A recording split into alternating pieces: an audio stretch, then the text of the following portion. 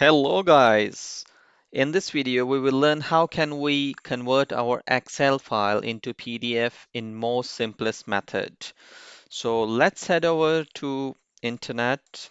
I'll use the Google Chrome and type I love pdf.com, press enter.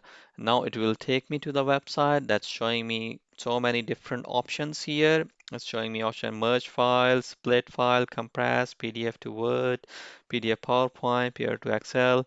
For our this video, the relevant option is Excel to PDF. So I will select this one, Excel to PDF, and then I will select Excel file where my file is located.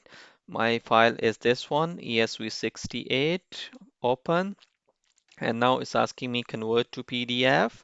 So I will simply press convert to PDF, and now it will start converting my file to PDF, and it will convert in a matter of few seconds. If I just press download, or even without pressing download, it has been downloaded into PDF document already.